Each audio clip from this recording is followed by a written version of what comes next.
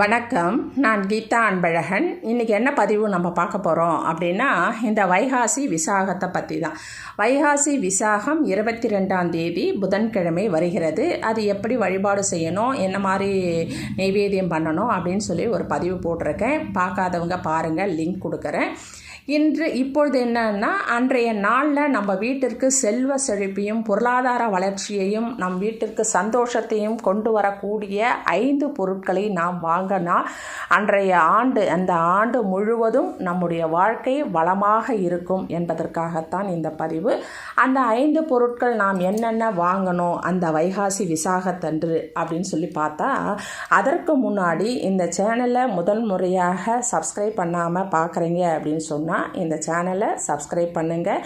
பக்கத்தில் இருக்கிற பெல் ஐக்கானை அழுத்துங்க. நான் போடுற ஒவ்வொரு பதிவும் உங்களுக்கு நோட்டிஃபிகேஷனாக வரும். சரிங்களா? இப்போது அந்த வைகாசி விசாகத்தன்று என்ன பொருட்கள் வாங்கணும் அப்படின்னா, இது புதன்கிழமையே வைகாசி விசாகம் காலை எத்தனை மணியிலிருந்து இருக்குது அப்படின்னு சொன்னால், காலை 8:15 மணியிலிருந்து மறுநாள் 9 மணி வரை விசாக நட்சத்திரம் இருக்கிறது. இந்த நாளில் நீங்கள் புதன்கிழமையும் வாங்கலாம், வியாழக்கிழமையும் வாங்கலாம். இந்த 2 நாளில் எந்த நாளில் வேணாலும் நீங்கள் வாங்க வேண்டிய பொருட்களை வாங்கலாம். ஆனால் நீங்கள் வியாழக்கிழமை வாங்குறீங்கன்னா 9 மணிக்குள்ளே வாங்கிடுங்க. நீங்கள் புதன்கிழமை வாங்குறீங்கன்னா அன்றைய நாளுக்குள்ளே எப்போ வேணாலும் நீங்கள் வாங்கலாம். சரிங்களா? அன்று இரவு பௌர்ணமி வருகிறது. வியாழக்கிழமை முழுவதுமாக பௌர்ணமி இரவு வரை இருக்கிறது. அதனால் நீங்கள் பௌர்ணமி திதியில் வாங்கிறதா இருந்தாலும் வாங்குங்க. ஆனால் அன்றைய நாள் வைகாசியும் பௌர்ணமியும் விசாகமும் சேர்ந்து இருக்கிற நேரத்தில் இந்த 5 பொருட்களை வாங்கினோம் என்றால் அற்புதமான பலன்கள் நமக்கு கண்டிப்பாக கிடைக்கும். அது என்ன அந்த 5 பொருட்கள் அப்படின்னா, முதலாவதாக திணை என்கின்ற ஒரு தானியம். இது பவுடராகவும் கிடைக்கும், இல்லைன்னா நீங்கள் தானியமாகவும் கிடைக்கும். அதை நீங்கள் கொஞ்சம் லேசாக வறுத்துட்டு பவுட்ரு மாதிரி நீங்கள் பண்ணி அதை செய்யலாம். இல்லைன்னா அதில் அப்படியே நீங்கள் கிச்சடி பண்ணலாம். அதில் சமையலுக்கு எப்படி வேணாலும் நீங்கள் பயன்படுத்தி நைவேத்தியமாக செய்து வைக்கலாம்.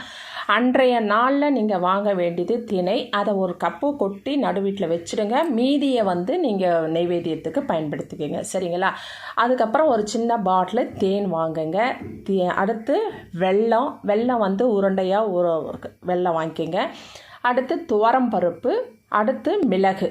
இப்போ இந்த 5 பொருட்கள் திணை, தேன், வெல்லம், துவரம்பருப்பு, மிளகு, இந்த 5 பொருட்களுமே அற்புதமான செவ்வாய் ஆதிக்கம் கொண்ட ஒரு அற்புதமான பொருள். அங்காரகனுக்கு பிடித்தது, முருகருக்கு பிடித்தது. இது அத்தனையும் ரொம்ப விசேஷமான பொருட்கள். மலரிலே கூட முல்லை மலர் என்பது ரொம்ப விசேஷம். நீங்கள் முல்லை மலரை அன்றைய நாளில் முருகருக்கு பயன்படுத்தினீங்க, வச்சுங்க, இல்லை வீட்டில் வாங்கி வைத்தீங்க, இல்லை நீங்கள் வச்சுக்கினீங்க அப்படின்னாலும் ரொம்ப விசேஷ பலனை கொடுக்கும். அதனால் கண்டிப்பாக இந்த 5 பொருட்களை வாங்கணும். முடிந்தவங்க 5 வாங்குங்க, முடியாதவர்கள் 1-2 கண்டிப்பாக வாங்கிக்கோங்க. வாங்கி அன்றைய நாள் முழுவதும் வச்சுட்டு மறுநாள் வியாழக்கிழமை பௌர்ணமி வரும். அன்றைய பௌர்ணமி முதல் நாளே வந்துடும். ஆனால் இருந்தாலும் பௌர்ணமி அன்றைய வியாழக்கிழமை முழுவதும் இருக்குது. அதனால் நீங்கள் வியாழக்கிழமை மதியத்துக்கு மேலே நீங்கள் உங்கள் சமையல் அறையில் அதை எடுத்துகிட்டு போயிட்டு துவரம் பருப்பு, மிளகு, வெல்லம் இதெல்லாம் எங்கெங்கே நீங்கள் வைக்கணுமோ அந்த மாதிரி வைத்து சமையலில் பயன்பாட்டுக்கு கொண்டு வந்துடுங்க. சரிங்களா? ஆனால் முதல் நாள் நீங்கள் அன்று வாங்கி வச்சிங்க அப்படின்னு சொன்னால் ரொம்ப விசேஷமாக இருக்கும். இது வாங்கி வைக்க வேண்டிய பொருள் நம் வருமானம் பெருக்குவதற்கு. சரி, நம்ம சுவாமிக்கு கொடுக்கணும், பக்கத்தில் நான் ஆலயத்திற்கு சென்றேன், முருகர் ஆலயத்தை நான் போய் பார்த்தேன் அப்படின்னு நினைக்கிறவங்க கண்டிப்பாக ஜவ்வாது, பால், சந்தனம், விபூதி, இளநீர், இந்த 5 பொருட்களை அபிஷேகத்திற்கு வாங்கி கொடுங்கள். உங்கள் வாழ்க்கையில் அடுத்த கட்ட வளர்ச்சியை நோக்கி அந்த ஆறுமுகன் உங்களை கொண்டு செல்வார். அதனால் இந்த பொருட்களில் உங்களால் என்ன முடியுமோ அதை நீங்கள் வாங்கி கொடுங்க. சரிங்களா? அதற்காகத்தான் இந்த பதிவு. கண்டிப்பாக இந்த வைகாசி விசாகத்தில் முடிந்ததை நாம் வாங்குவோம், முடிந்ததை பெருமாள் அந்த முருகருக்கு கொடுப்போம். அது மட்டும் இல்லாமல் தான தர்மம் நிறைய செய்யணும். இது கோடைக்காலம் என்பதனால் அதுவும் அவர் ரொம்ப அக்னி ஸ்வரூபம். அவர் உக்கிரம்னா எப்படி நெருப்பு தத்துவம்னு சொல்லுவோம். அவ்வளோ சூடு. ஏன்னா அக்னி பொறியிலிருந்து உருவானவர் தான் முருகப்பெருமான். அதனால் நீங்கள் இந்த நாளில் நீங்கள் தானம் பண்ணணும் அப்படின்னு சொல்லி நீங்கள் நினச்சிங்கன்னா நீர்மோர், தயிர் சாதம், கொடை, செருப்பு, அந்த மாதிரி உங்களால் என்னென்ன முடியுமோ அந்த மாதிரி விஷயங்கள்லாம் ஒருத்தருக்கோ 9 பேருக்கோ உங்களால் எவ்வளோ முடியுமோ அதை வாங்கிட்டு போயிட்டு நீங்கள் தானமாக கொடுங்க. அப்படி நீங்கள் தானமாக செய்யும் பொழுதும் அன்றைய நாளில் வைகாசி விசாகம் வளமான வாழ்க்கையை உங்களுக்கு பெற்றுக் கொடுக்கும். அதனால் வீட்டுக்கு வாங்க வேண்டியதை வாங்குங்க, கோவிலுக்கு கொடுக்க வேண்டியதை கொடுங்க, மற்றவர்களுக்கு தானம் செய்யக்கூடியதை செய்யுங்க. இந்த மாதிரி இதில் எது முடியுமோ ஒரு பொருளாவது வாங்கணும், சுவாமிக்கு கொடுக்கணும், மற்றவங்களுக்கு தானமாக நம்ம ஒரு பொருளாவது செய்யணும். உங்களால் என்ன முடியுமோ ஒருத்தருக்காவது.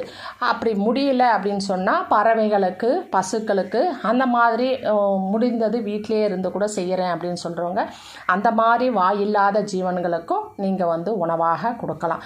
சரிங்களா? அது என்ன உணவு அப்படின்னு சொல்லிட்டு அடுத்த பதிவில் போடுறேன். சரிங்களா? நன்றி, வணக்கம், வாழ்க வளமுடன். இந்த வீடியோவை சப்ஸ்கிரைப் பண்ணுங்கள், ஷேர் பண்ணுங்கள், லைக் பண்ணுங்கள். தேங்க்யூ.